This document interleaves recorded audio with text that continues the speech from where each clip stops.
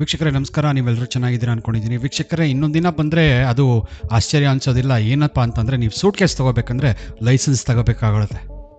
ಏನಕ್ಕೆ ಹೇಳ್ತೀನಪ್ಪ ಇದು ಅಂತಂದರೆ, ಇತ್ತೀಚೆಗೆ ನಡೆದಂಥ ಬೆಂಗಳೂರಿನ ಸೂಟ್ ಕೇಸ್ ಕೊಲೆ.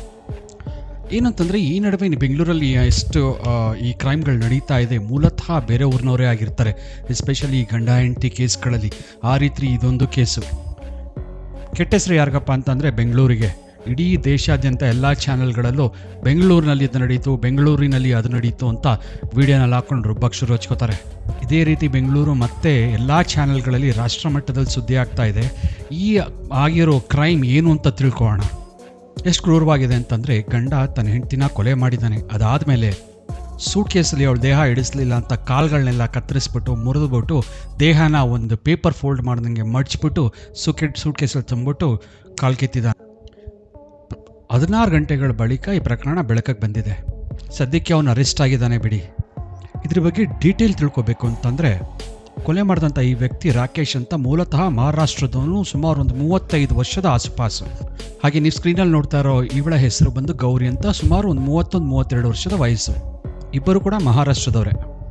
ಇವರಿಬ್ಬರಿಗೂ 2 ವರ್ಷದಿಂದ ಮದುವೆ ಆಗಿರುತ್ತೆ. ಹಾಗೂ ಹುಳಿಮಾವು ಏರಿಯಾದ ಹತ್ರ ಇವರು ಒಂದು ಅಪಾರ್ಟ್ಮೆಂಟಲ್ಲಿ ವಾಸ ಮಾಡ್ತಾ ಇರ್ತಾರೆ. ಇನ್ನು ಈ ರಾಕೇಶ್ನ ಉದ್ಯೋಗದ ಬಗ್ಗೆ ತಿಳ್ಕೊಬೇಕಂತಂದರೆ, ಒಂದು ಸಾಫ್ಟ್ವೇರ್ ಕಂಪ್ನಿನಲ್ಲಿ ಕೆಲಸ ಮಾಡ್ತಿದ್ದವನು. ಕೈ ತುಂಬಾ ಸಂಬಳ ಇತ್ತು. ಹಾಗೆ ಇವನ ಹೆಂಡತಿ ಗೌರಿ ಕೂಡ ಡಬಲ್ ಗ್ರ್ಯಾಜುಯೇಟು. ಇವರು ಕೆಲಸ ಹುಡುಕ್ತಾ ಇರ್ತಾರೆ ಬೆಂಗಳೂರಿನಲ್ಲಿ ಇದ್ಕೊಂಡು.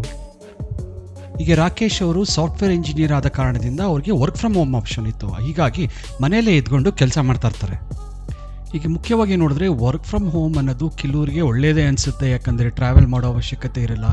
ಇನ್ನು ಕೆಲವ್ರಿಗೆ ಹೋಮ್ ಸಿಕ್ ಆಗಿಬಿಡುತ್ತೆ. ಏನು ಅಂತಂದರೆ, ಮನೆಯಲ್ಲಿ ಇದ್ದು ಈ ಮನಸ್ತಾಪಗಳು ಅಥವಾ ಯಾವಾಗಲೂ ಒಳ್ಳೆ ಒಂದು ಕೂಡಾಕಿರೋ ವಾತಾವರಣದಲ್ಲಿ ಇದ್ದೀನಿ ಏನೋ ಅನಿಸ್ಬಿಡುತ್ತೆ. ಯಾಕಂದರೆ ಆಫೀಸ್ಗೆ ಹೋದರೆ ಆ ವಾತಾವರಣನೇ ಬೇರೆ ಇರುತ್ತೆ. ಆ ಕಾರಣದಿಂದಾಗಿ ಈಗ ಬಂದಿರೋ ಸುದ್ದಿ ಪ್ರಕಾರ ಈ ಘಟನೆ ನಡೆಯೋದಕ್ಕೂ ಅದೇ ಕಾರಣ ಅಂತ ಗೊತ್ತಾಗ್ತಾ ಇದೆ. ಏನು ಅಂದರೆ, ಸಣ್ಣ ಸಣ್ಣ ವಿಷಯಕ್ಕೆ ಮನೇಲಿ ಇದ್ಕೊಂಡಿಬ್ರು ಯಾವಾಗಲೂ ಜಗಳ ಆಡೋದು. ಹೀಗಿರಬೇಕಾದ್ರೆ ಇವ್ರು ಬೇರೆ ಕೆಲಸ ಹುಡುಕ್ತಾಯಿದ್ರು, ಹೆಂಡತಿ ಆದವರು. ಅದೇನಾಗಿದೆ, ಮಾರ್ಚ್ 26ನೇ ತಾರೀಕು ಅಡುಗೆ ಮಾಡೋ ಸಂದರ್ಭದಲ್ಲಿ ಈ ಥರ ಮಾತಿಗೆ ಬೆಳೆದು ದೊಡ್ಡ ಜಗಳನೇ ಆಗಿದೆ. ಈ ರೀತಿ ಜಗಳ ನಡೆಯಬೇಕಾದ್ರೆ ಗೌರಿ ಅವ್ರು ಏನು ಮಾಡ್ತಾರೆ, ಅಡುಗೆ ಮನೆಯಲ್ಲಿ ಇದ್ದಿದ್ದು ಚಾಕು ತೊಗೊಂಡು ಗಂಡನ ಮೇಲೆ ಎಸ್ತು ಅವ್ರಿಗೆ ಗಾಯ ಆಗಿ ಅವ್ರಿಗೆ ಕೋಪ ಬಂದು ಇವ್ರನ್ನ ಅಟ್ಯಾಕ್ ಮಾಡಿ ಮನಸ್ಸು ಬಂದಾಗೆ ಚಿಚ್ಚಿಬಿಟ್ಟಿದ್ದಾರಂತೆ. ಆದರೆ ಇದ್ರ ಬಗ್ಗೆ ಪಕ್ಕಾ ಮಾಹಿತಿ ಇಲ್ಲ. ಅದಕ್ಕೋಸ್ಕರ ಇನ್ವೆಸ್ಟಿಗೇಷನ್ ಇನ್ನೂ ನಡೀತಾ ಇದೆ. ಇದು ಅವನು ಮೊದಲೇ ಪ್ಲ್ಯಾನ್ ಮಾಡಿದ್ನಾ ಅಥವಾ ಇದು ಆಕಸ್ಮಿಕವಾಗಿ ಜಗಳ ಆದಾಗ ಆಗಿದ್ದ ಘಟನೆನಾ ಅಂತ.